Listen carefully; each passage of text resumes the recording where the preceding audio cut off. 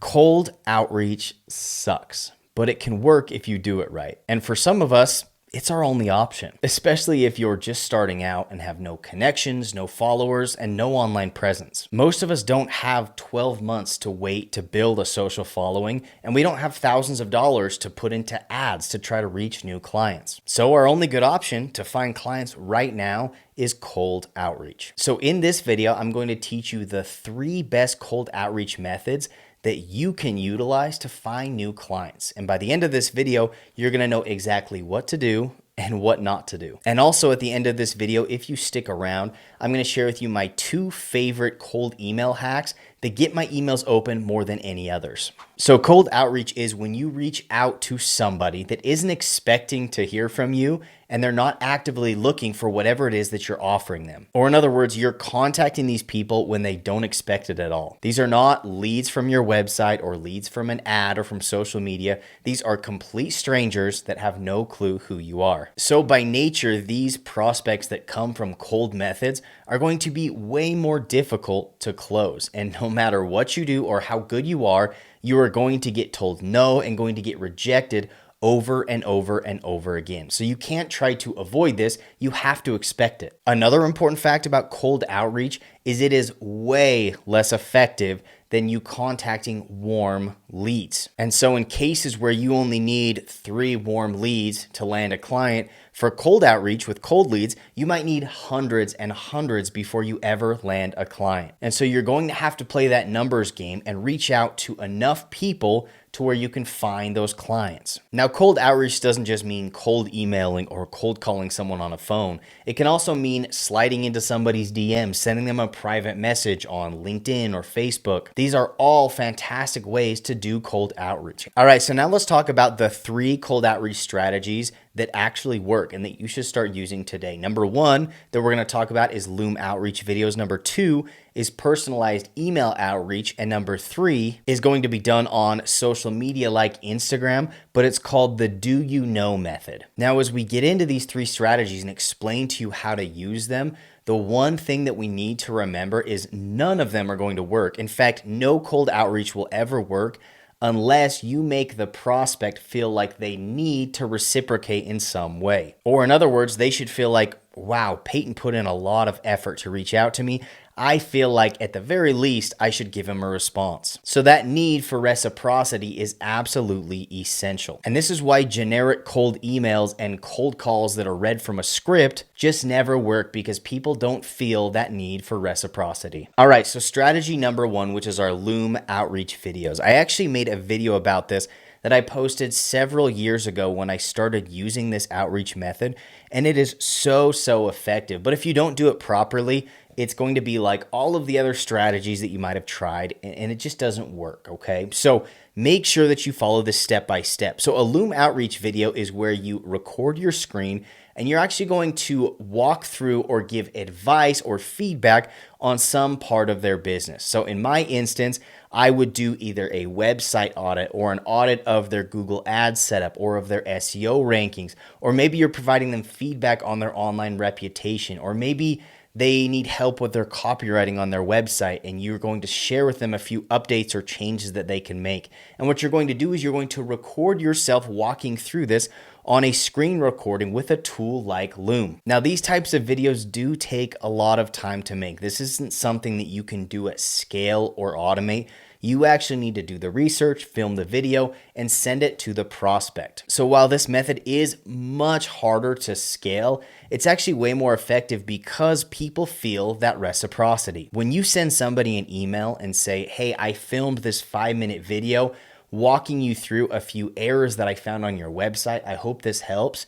People really appreciate that. And even if they're not interested, even if they're annoyed that you emailed them, they're going to feel like, wow, that was really nice of them to take the time to record this video specifically for me. Now, the piece of this that so many people forget is it's not enough to just record and send a Loom video and then wait for something to happen. No, that is just the first part of this, because then what you're going to need to do is do a ton of follow-up. And the most effective way to do that is a cold call. Now, we call it a cold call, but really this isn't going to be your first interaction. The hope is that they've already watched the Loom video And so when you call them, you already have a foot in the door. You can justify the reason that you're calling, and it's going to make your cold call much easier and less abrasive. So what I do is I send out these Loom videos. I'll usually send one email after the fact if they haven't watched the video.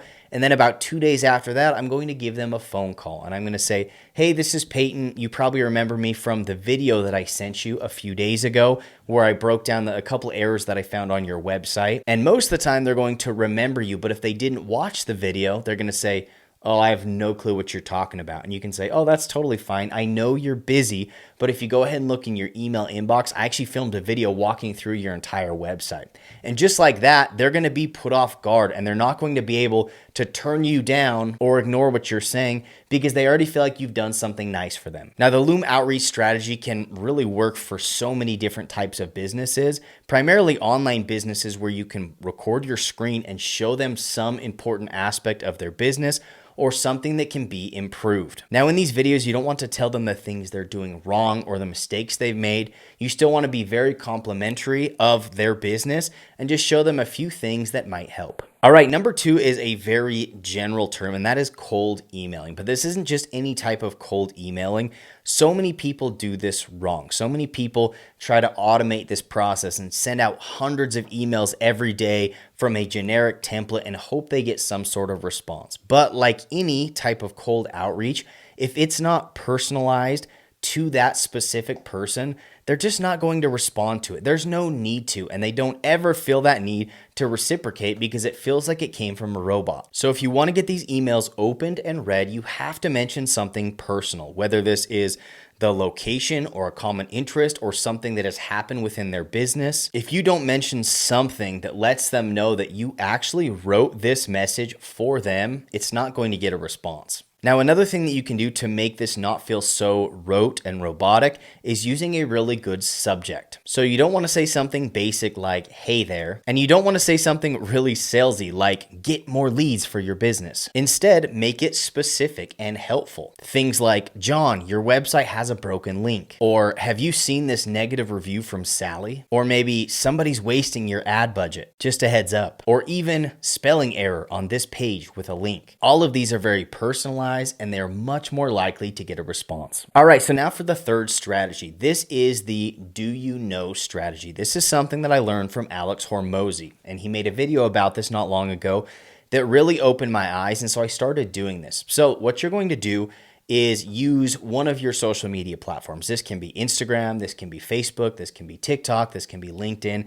It really doesn't matter. And on so many of these channels, people are doing cold outreach, but 99.9% of the time, people are reaching out saying, hey, do you need my services? Hey, I can help you. Hey, buy my stuff. And it's really, really abrasive. And so what Alex Hormozi recommends you do is reaching out to people and asking if they know of anybody that could benefit from your services. Now, even if you only get one person to respond to this method, you instantly get access to all of their connections. And they're going to filter these out and tell you the people that are the best fit for what you're offering, which means that that client isn't actually going to be a cold lead for you. They're going to be a warm lead because they're being introduced by a friend. So we've talked about these 3 strategies, and each one of these works, but only if you do it over and over and over and over again. This is a numbers game. And so if you're only sending out 5 messages a day or 15 emails a day or doing 10 cold calls a day, that's simply not enough. You need to be doing this hundreds of times, thousands even,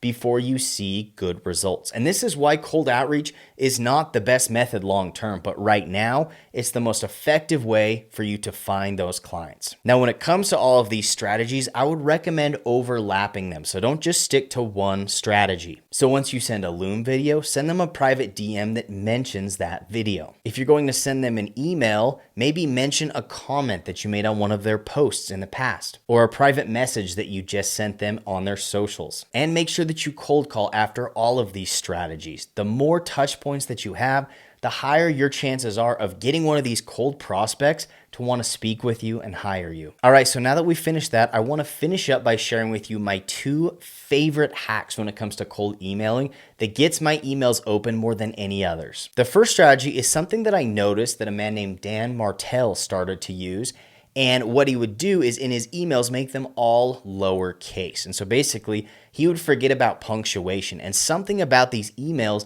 made them seem like they were very personalized, like you were shooting a text or a note to a friend.